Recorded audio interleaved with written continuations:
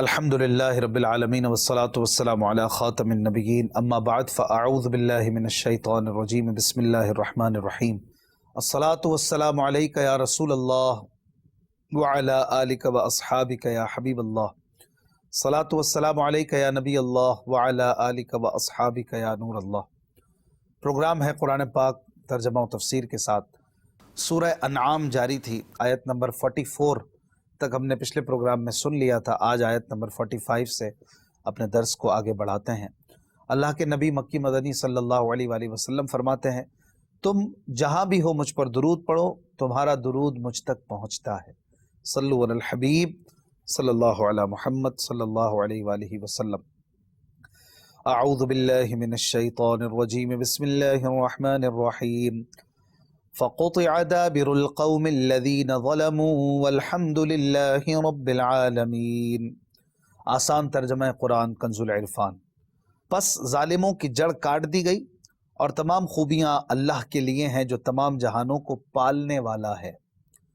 ناظرین کرام، ارشاد فرمایا گیا کہ ایمان کے بجائے کفر اختیار کرنے اور اطاعت اور فرما برداری کرنے کے بجائے گناہوں میں مصروف ہونے کی وجہ سے ظالموں کی جڑ کاٹ دی گئی، یعنی بالکل ختم کر دینا۔ جڑ سے کسی چیز کو جب کاٹ دیا جائے، مراد یہ ہوتا ہے کہ بالکل ختم کر دینا، کچھ بھی باقی نہ چھوڑنا، یعنی سب کے سب کو ہلاک کر دیا گیا اور کچھ بھی ان میں سے باقی نہ چھوڑا گیا۔ پھر اللہ پاک فرماتا ہے والحمد للہ رب العالمین، تمام خوبیاں اللہ کے لیے ہیں جو تمام جہانوں کا پالنے والا ہے، جو پالتا ہے، جو کھلا پلا رہا ہے، سب اسی کی مملوک ہے، وہ جو چاہے کرے۔ اللہ پاک کی حمد ہے، اس نے دشمنوں کو ہلاک کر دیا، ان کی جڑ کاٹ دی۔ تو یہاں پر یہ بھی تعلیم ہے کہ لوگ ظالموں کی ہلاکت پر اللہ پاک کی حمد کریں اور اس کا شکر بجا لائیں، جیسے کہ حضرت موسیٰ علیہ السلام نے اللہ پاک کا شکر ادا کیا جب فرعون سے انہیں نجات ملی، روزہ وغیرہ بھی رکھا۔ تو یہ اچھے لوگوں کا اور اللہ کے پیاروں کا طریقہ ہے کہ ظالمین کی ہلاکت پر اللہ کا شکر ادا کرتے ہیں۔ اس سے پتہ چلا کہ گمراہوں، بے دینوں اور ظالموں کی ہلاکت یہ بھی اللہ کی بہت بڑی نعمت ہے، اس پر شکر کرنا چاہیے۔ حضور اقدس صلی اللہ علیہ وآلہ وسلم نے ابو جہل کے قتل پر سجدہ شکر ادا کیا۔ عاشورہ کے دن نبی کریم صلی اللہ علیہ وآلہ وسلم نے روزہ رکھنے کا حکم دیا کہ اس دن فرعون ہلاک ہوا۔ حضرت ابو بکر صدیق رضی اللہ عنہ نے یمامہ کی فتح اور مسیلمہ کذاب کے مرنے کی خبر ملنے پر سجدہ شکر کیا، اور حضرت علی المرتضیٰ رضی اللہ عنہ نے جب خارجیوں کے درمیان ذو الصدیہ یعنی دو پستانوں والے مرد کو مردہ پایا تو سجدہ شکر کیا۔ لہٰذا مومن کی وفات پر انا للہ و انا الیہ راجعون پڑھیے، اور موذی کافر کی موت پر الحمدللہ پڑھنا چاہیے۔ اگلی آیت میں مزید اللہ پاک ارشاد فرماتا ہے قل ارأیتم ان اخذ اللہ سمعکم وابصارکم وختم علی قلوبکم من الہ غیر اللہ یأتیکم بہ انظر کیف نصرف الآیات ثم هم یصدفون۔ آسان ترجمہ قرآن کنز العرفان۔ تم فرماؤ اے لوگو، بھلا بتاؤ کہ اگر اللہ تمہارے کان اور تمہاری آنکھیں لے لے اور تمہارے دلوں پر مہر لگا دے تو اللہ کے سوا کون معبود ہے جو تمہیں یہ چیزیں لا دے گا؟ دیکھو ہم کیسے بار بار نشانیاں بیان کرتے ہیں، پھر بھی یہ لوگ منہ پھیرتے ہیں۔ ناظرین اکرام، یہاں پر توحید باری تعالیٰ کی دلیل پیش کی جا رہی ہے، اور فرمایا جا رہا ہے کہ اگر اللہ پاک تمہارے کان اور تمہاری آنکھیں لے لے اور تمہارے دلوں پر مہر لگا دے اور علم و معرفت کا تمام نظام درہم برہم ہو جائے تو اللہ کے سوا کون معبود ہے جو تمہیں یہ چیزیں واپس لا کر دے گا؟ اس کا جواب یہی ہے کہ کوئی نہیں۔ تو اب توحید پر قوی دلیل قائم ہو گئی کہ جب اللہ پاک کے سوا کوئی اتنی قدرت اور اختیار والا نہیں تو عبادت کا مستحق بھی وہی ہے، اور شرک بدترین ظلم اور بدترین جرم ہے۔ پھر مزید اس آیت میں فرمایا انظر کیف نصرف الآیات، دیکھو ہم کیسے بار بار نشانیاں لاتے ہیں، یعنی حبیب صلی اللہ علیہ وآلہ وسلم آپ دیکھیں کہ کبھی ہم انہیں اپنی نعمتیں یاد دلا کر ایمان لانے کی ترغیب دیتے ہیں، کبھی سابقہ امتوں پر آنے والے عذابات یاد دلا کر، اور کبھی اس بات سے ڈراتے ہیں کہ ہم چاہیں تو ان کے کانوں اور آنکھوں اور دلوں کو بیکار کر دیں، اور کبھی ان کے سامنے اپنی الوہیت، قدرت اور وحدانیت پر دلائل پیش کرتے ہیں تاکہ یہ کسی طرح ایمان لے آئیں۔ لیکن ان کا حال یہ ہے کہ ان نشانیوں سے منہ پھیر لیتے ہیں اور ایمان نہیں لاتے۔ مزید آگے ارشاد فرماتا ہے قل ارأيتكم ان اتاكم عذاب الله بغتة او جهرة هل يهلك الا القوم الظالمون۔ آسان ترجمہ قرآن کنز العرفان۔ تم فرماؤ، بھلا بتاؤ کہ اگر تم پر اچانک یا کھلم کھلا اللہ کا عذاب آ جائے تو ظالموں کے سوا کون تباہ کیا جائے گا۔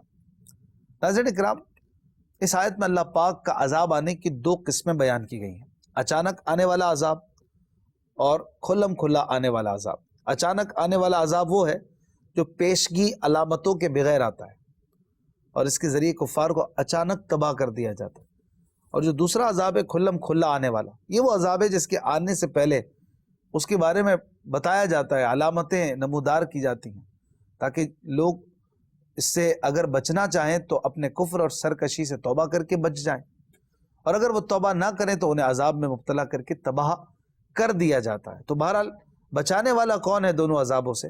اللہ تبارک و تعالی، لہٰذا اسی پر ایمان لانا چاہیے۔ اگلی آیت میں فرماتا ہے وَمَا نُرْسِلُ الْمُرْسَلِينَ إِلَّا مُبَشِّرِينَ وَمُنذِرِينَ فَمَنْ آمَنَ وَأَصْلَحَ فَلَا خَوْفٌ عَلَيْهِمْ وَلَا هُمْ يَحْزَنُونَ وَالَّذِينَ كَذَّبُوا بِآيَاتِنَا يَمَسُّهُمُ الْعَذَابُ بِمَا كَانُوا يَفْسُقُونَ۔ آسان ترجمہ قرآن کنز العرفان۔ اور ہم رسولوں کو اسی حال میں بھیجتے ہیں کہ وہ خوشخبری دینے والے اور ڈر سنانے والے ہوتے ہیں، تو جو ایمان لائیں اور اپنی اصلاح کر لیں تو ان پر نہ کچھ خوف ہے اور نہ وہ غمگین ہوں گے، اور جنہوں نے ہماری آیتوں کو جھٹلایا تو انہیں ان کی مسلسل نافرمانی کے سبب عذاب پہنچے گا۔ ناظرین کرام، یہاں پر دو آیتیں ایک ساتھ ہم نے پڑھی ہیں، ان کا خلاصہ یہ ہے کہ ہم اپنے رسولوں کو اس لیے نہیں بھیجتے کہ کفار ان سے اپنی من مرضی کے معجزات طلب کرتے پھریں، بلکہ رسولوں کو بھیجنے کا جو بنیادی مقصد ہے وہ اس لیے ہے کہ وہ اپنی قوم کو اطاعت پر ثواب کی بشارت اور نافرمانی کرنے پر عذاب کی وعید سنائیں۔ تو جو اپنے کفر کو چھوڑ کر ان پر ایمان لے آیا اور اس نے اپنے اعمال کی اصلاح کر لی تو ان پر دنیاوی یا اخروی عذاب کا کوئی خوف نہیں ہوگا، اور نہ ان کا ثواب ضائع ہوگا، نہ وہ اس ثواب کے ضائع ہونے کے اندیشے سے غمگین ہوں گے۔ اور جنہوں نے ہماری ان آیتوں کو جھٹلایا، ہمارے رسولوں کو نہ مانا، تو پھر انہیں ان کی مسلسل نافرمانی کے سبب عذاب پہنچے گا۔ اس سے پتہ چلا کہ اخروی نجات کے لیے ایمان اور نیک اعمال دونوں ضروری ہیں۔ ایمان لانے کے بعد خود کو نیک اعمال سے بے نیاز سمجھنے والے اور ایمان قبول کیے بغیر اچھے اعمال کو اپنی نجات کے لیے کافی سمجھنے والے دونوں احمقوں کی دنیا کے باسی ہیں۔ البتہ ان دونوں صورتوں میں صاحب ایمان یقیناً بے ایمان سے تو بہتر ہے۔ امام غزالی رحمۃ اللہ علیہ فرماتے ہیں جب بندہ ایمان لاتا ہے اور اس کے بعد اچھے اعمال کرتا ہے اور برائیوں سے باز رہتا ہے اور امید اور خوف کے درمیان اس طرح متردد رہتا ہے کہ اسے عمل قبول نہ ہونے کا ڈر ہوتا ہے، اور وہ اس بات سے ڈرتا ہے کہ وہ ہمیشہ نیک عمل نہیں کر سکے گا، اس کا خاتمہ پتہ نہیں کیسا ہوگا، لیکن اس کے ساتھ ساتھ اللہ پاک سے اس بات کی بھی امید رکھتا ہے کہ وہ اسے مضبوط اور ثابت قول پر ثابت قدم رکھے گا، اس کے دین کو موت کی سختیوں سے بچائے گا، حتیٰ کہ وہ توحید پر دنیا سے رخصت ہو جائے گا، اور باقی کی زندگی اس کے دل کو خواہشات سے محفوظ رکھے گا تاکہ وہ گناہ کی طرف مائل نہ ہو، تو ایسا آدمی عقل مند ہے۔ لیکن اس کے علاوہ جو لوگ ہیں وہ دھوکے میں ہیں، اور ان قریب عذاب کو دیکھیں گے تو انہیں معلوم ہو جائے گا کہ کون شخص سب سے زیادہ بھٹکا ہوا تھا، اور کچھ وقت کے بعد اس کی خبر تم ضرور جان لو گے۔ اس وقت وہ کہیں گے ربنا ابصرنا وسمعنا فرجعنا نعمل صالحا انا موقنون، اے ہمارے رب، ہم نے دیکھا اور سنا تو ہمیں واپس بھیج دے تاکہ نیک کام کریں، بے شک ہم یقین کرنے والے ہیں۔ یعنی ہمیں اب معلوم ہو گیا ہے کہ جس طرح زمین میں بیج ڈالے اور ہل چلائے بغیر فصل پیدا نہیں ہوتی، اسی طرح آخرت میں اجر و ثواب اچھے عمل کے بغیر نہیں ملتا۔ تو اللہ پاک ہمیں واپس بھیج دے تاکہ ہم اچھے عمل کریں، اور اب ہمیں تیری اس بات کی صداقت اور سچائی پتہ چل گئی ہے۔ اور مزید امام غزالی فرماتے ہیں وَأَن لَيْسَ لِلْإِنسَانِ إِلَّا مَا سَعَى، اور یہ کہ انسان کے لیے وہی ہوگا جس کی اس نے کوشش کی۔ وَأَنَّ سَعْيَهُ سَوْفَ يُرَى، اور یہ کہ اس کی کوشش عنقریب دیکھی جائے گی. تو یہ بات بھی اس کو قیامت کے دن معلوم ہو جائے گی، لیکن اب ان باتوں کا کوئی فائدہ نہیں، کیونکہ اب انہیں واپس نہیں بھیجا جائے گا. لہٰذا آج جو مان لے، ایمان کے ساتھ اچھے اعمال کرے گا تو اسی کو جزا ملے گی. جیسے کوئی ہل چلانے والا بیج بوئے، پانی ڈالے، اس کی حفاظت کرے، پھر اس بیج میں جو فصل اگے گی، جو پھل لگیں گے، اس کو اس کا فائدہ ہوگا، جزا ملے گی. لیکن جس نے کوئی کام ہی نہیں کیا، جس نے بیج ہی نہیں ڈالا، جس نے کوئی محنت ہی نہیں کی، جس نے کوشش ہی نہیں کی، اب وہ کہے کہ مجھے بدلہ ملنا چاہیے بڑا، تو یہ اس کی بے وقوفی ہے. مزید آگے اللہ پاک ارشاد فرماتا ہے قُلْ لَا أَقُولُ لَكُمْ عِنْدِي خَزَائِنُ اللَّهِ وَلَا أَعْلَمُ الْغَيْبَ وَلَا أَقُولُ لَكُمْ إِنِّي مَلَكٌ إِنْ أَتَّبِعُ إِلَّا مَا يُوحَىٰ إِلَيَّ قُلْ هَلْ يَسْتَوِي الْأَعْمَىٰ وَالْبَصِيرُ أَفَلَا تَتَفَكَّرُونَ. آسان ترجمہ قرآن کنز العرفان. اے حبیب تم فرما دو، میں تم سے نہیں کہتا کہ میرے پاس اللہ کے خزانے ہیں، اور نہ یہ کہتا ہوں کہ میں خود غیب جان لیتا ہوں، اور نہ تم سے یہ کہتا ہوں کہ میں فرشتہ ہوں. میں تو صرف اس وحی کا پیروکار ہوں جو میری طرف آتی ہے. تم فرماؤ کیا اندھا اور دیکھنے والا برابر ہو سکتے ہیں؟ تو کیا تم غور نہیں کرتے؟ ناظرین کرام، کفار کا طریقہ تھا کہ وہ رسول اللہ صلی اللہ علیہ وآلہ وسلم سے طرح طرح کے سوال کیا کرتے تھے. کبھی کہتے کہ آپ رسول ہیں تو ہمیں بہت سی دولت اور مال دے دیجئے تاکہ ہم کبھی محتاج نہ ہوں، اور ہمارے لیے پہاڑوں کو سونا بنا دیجئے. کبھی کہتے کہ گزشتہ اور آئندہ کی خبریں سنائیے اور ہمیں ہمارے مستقبل کی خبر دیجئے کہ کیا کیا پیش آئے گا، تاکہ ہم منافع حاصل کر لیں اور نقصانوں سے بچنے کے لیے پہلے سے انتظام کر لیں. کبھی کہتے ہمیں قیامت کا وقت بتا دیں کہ کب آئے گی. کبھی کہتے آپ کیسے رسول ہیں جو کھاتے پیتے ہیں، نکاح بھی کرتے ہیں. ان کی ان تمام باتوں کا اس آیت میں جواب دیا گیا کہ تمہارا یہ کلام نہایت بے محل اور جاہلانہ ہے، کیونکہ جو شخص کسی چیز کا دعویٰ کرتا ہو اس سے وہی باتیں پوچھی جاتی ہیں جو اس کے دعوے سے تعلق رکھتی ہوں. غیر متعلقہ باتوں کا پوچھنا اور ان کو اس کے دعوے کے خلاف دلیل بنانا انتہا درجے کی جہالت ہے. اس لیے ارشاد ہوا کہ آپ صلی اللہ علیہ وآلہ وسلم فرما دیجئے کہ میرا دعویٰ یہ تو نہیں کہ میرے پاس اللہ کے خزانے ہیں جو تم مجھ سے مال و دولت کا سوال کرو، اور اگر میں تمہاری مرضی کے مطابق تمہارا دعویٰ پورا نہ کروں تو تم رسالت کے منکر ہو جاؤ. اور نہ میرا دعویٰ ذاتی غیب دانی کا ہے کہ اگر میں تمہیں گزشتہ یا آئندہ کی خبریں نہ بتاؤں تو میری نبوت ماننے میں بہانہ کر سکوں. اسی طرح نہ میں نے فرشتہ ہونے کا دعویٰ کیا ہے کہ کھانا پینا اور نکاح کرنا میرے لیے قابل اعتراض ہو. تو جن چیزوں کا دعویٰ ہی نہیں کیا ان کا سوال کرنا ہی بے موقع ہے، اور ایسے سوال کو پورا کرنا بھی مجھ پر لازم نہیں.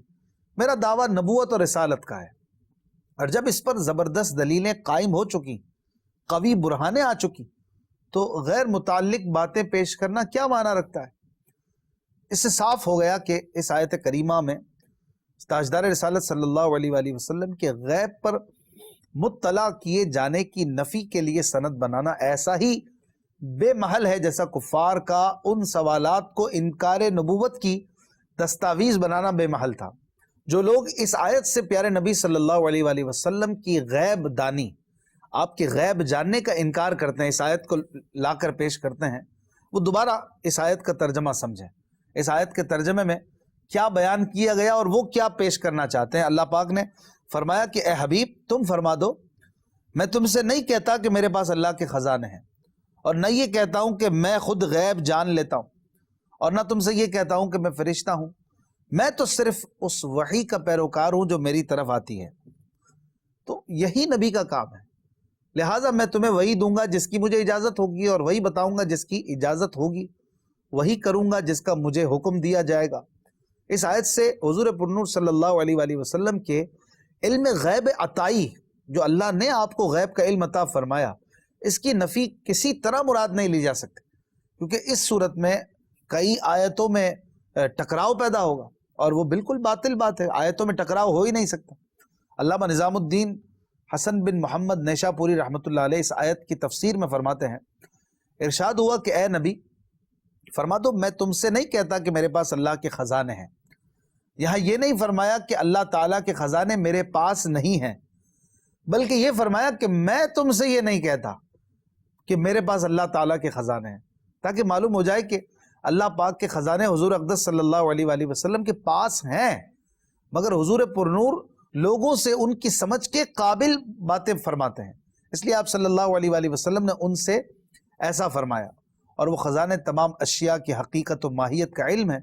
حضور صلی اللہ علیہ وآلہ وسلم نے اسی کے ملنے کی دعا کی اور اللہ پاک نے قبول فرمائی۔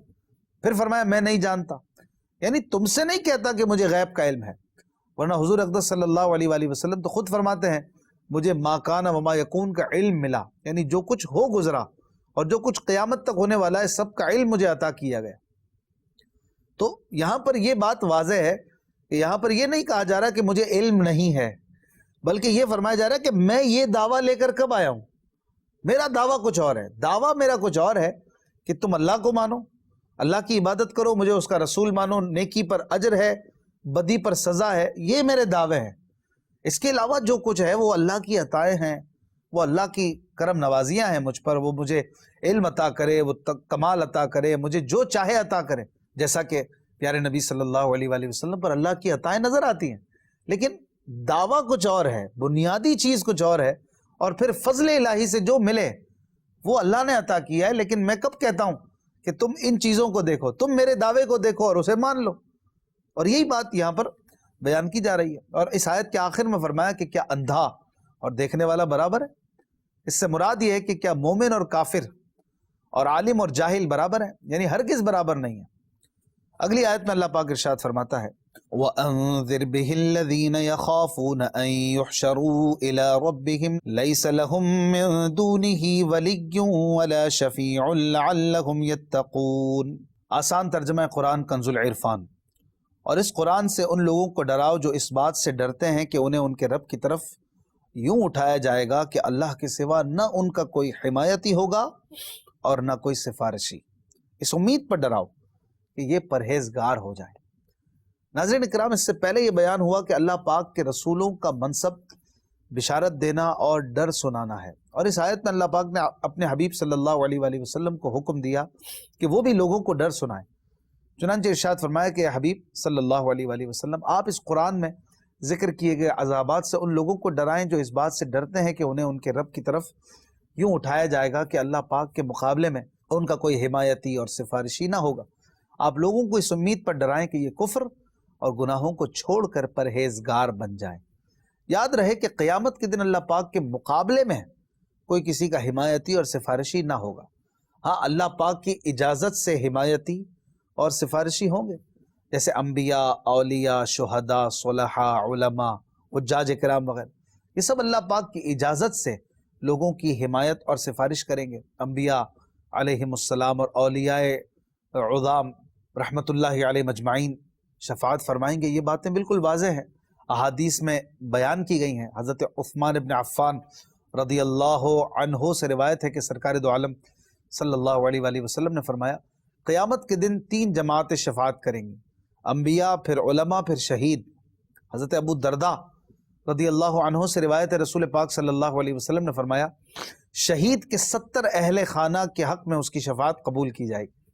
حضرت جابر بن عبداللہ رضی اللہ عنہ سے روایت ہے رسول کریم صلی اللہ علیہ وسلم نے فرمایا عالم اور عابد دونوں کو قیامت کے دن دوبارہ زندہ کیا جائے گا، اس کے بعد عابد سے کہا جائے گا کہ تو جنت پہ چلا جا، اور عالم کو حکم ہوگا کہ تم ابھی ٹھہرو اور لوگوں کی شفاعت کرو۔ حضرت ابو موسیٰ اشعری رضی اللہ عنہ سے روایت ہے کہ حاجی کی شفاعت اس کے خاندان کے 400 افراد کے حق میں قبول کی جائے گی۔ اگلی آیت میں اللہ پاک ارشاد فرماتا ہے وَلَا تَطْرُدِ الَّذِينَ يَدْعُونَ رَبَّهُمْ بِالْغَدَاةِ وَالْعَشِيِّ يُرِيدُونَ وَجْهَهُ مَا عَلَيْكَ مِنْ حِسَابِهِمْ مِنْ شَيْءٍ وَمَا مِنْ حِسَابِكَ عَلَيْهِمْ مِنْ شَيْءٍ فَتَطْرُدَهُمْ فَتَكُونَ مِنَ الظَّالِمِينَ۔ آسان ترجمہ قرآن کنز العرفان۔ اور ان لوگوں کو دور نہ کرو جو صبح و شام اپنے رب کو اس کی رضا چاہتے ہوئے پکارتے ہیں، آپ پر ان کے حساب سے کچھ نہیں اور ان پر تمہارے حساب سے کچھ نہیں، پھر آپ انہیں دور کریں تو یہ کام انصاف سے بعید ہے۔ ناظرین کرام، اس آیت کا پس منظر یہ ہے، شان نزول یہ ہے کہ کفار کی ایک جماعت نبی کریم صلی اللہ علیہ وسلم کے پاس آئی انہوں نے دیکھا کہ تاجدار مدینہ صلی اللہ علیہ وآلہ وسلم غریب لوگوں کو اپنے قریب کیے ہوئے ہیں، ان کے ارد گرد غریب صحابہ کی ایک جماعت حاضر ہے، ادنا درجے کے لباس پہنے ہوئے ہیں۔ یہ دیکھ کر وہ کہنے لگے کہ ہمیں تو ان لوگوں کے پاس بیٹھتے ہوئے شرم آتی ہے، اگر آپ انہیں اپنی محفل سے نکال دیں تو پھر ہم ایمان لے آئیں گے اور آپ کے پاس ہم بیٹھیں گے۔ حضور علیہ الصلوۃ والسلام نے اس بات کو پسند نہ فرمایا اور اس پر یہ آیت نازل ہوئی اور فرمایا گیا کہ ان مخلص و غریب صحابہ علیہم الرضوان کو اپنی بارگاہ سے دور نہ کیجیے گا، جو صبح و شام اپنے رب کو اس کی رضا چاہتے ہوئے پکارتے ہیں۔ ان غریب صحابہ کا رزق آپ پر نہیں کہ غربت کی وجہ سے انہیں دور کر دیا جائے، اور نہ آپ صلی اللہ علیہ وآلہ وسلم کی ذمہ داری ان پر ہے، سب کا حساب اللہ پر ہے، وہی تمام خلق کو روزی دینے والا ہے اور اس کے سوا کسی کے ذمہ کسی کا حساب نہیں۔ اس آیت کا دوسرا مطلب یہ بیان کیا گیا ہے کہ کفار نے غریب صحابہ پر طعن کیا تھا کہ یہ تو غربت کی وجہ سے آپ صلی اللہ علیہ وآلہ وسلم کے پاس بیٹھے رہتے ہیں کہ یہاں کچھ روزی روٹی کا انتظام ہو جاتا ہے، کھانا پینا مل جاتا ہے، یہ مخلص نہیں ہے۔ اس پر پہلے تو صحابہ اکرام علیہم رضوان کا اخلاص بیان فرمایا گیا کہ یہ اللہ پاک کی رضا چاہتے ہوئے دن رات اس کی عبادت کرتے ہیں، یہ سچے لوگ ہیں۔ پھر فرمایا کہ حبیب صلی اللہ علیہ وآلہ وسلم آپ پر ان کے احوال کی تفتیش لازم نہیں، کسی کی چیکنگ آپ پر لازم نہیں کہ کون مخلص ہے کون نہیں، بلکہ آپ صلی اللہ علیہ وآلہ وسلم ان کو اپنے فیض صحبت سے نوازتے رہے۔ اور خلاصہ کلام یہ ہے کہ وہ ضعیف فقراء جن کا ذکر ہوا آپ کے دربار میں قرب پانے کے مستحق ہیں، انہیں دور نہیں کرنا چاہیے، اور دربار مصطفیٰ تو ہے ہی وہ کہ جو کبھی کسی کو دور نہیں کرتا۔ کسی شاعر نے کہا نا، تو کسی کو بھی اٹھاتا نہیں اپنے در سے، تو کسی کو بھی اٹھاتا نہیں اپنے در سے، کہ تیری شان کے شایع نہیں ایسا کرنا۔ اللہ پاک ہمیں دربار مصطفیٰ کا سچا غلام رکھے۔ زندگی رہی تو انشاءاللہ اگلے پروگرام میں ملیں گے، اپنا خیال رکھیے گا۔ صلو علی الحبیب صلی اللہ علی محمد صلی اللہ علیہ وآلہ وسلم۔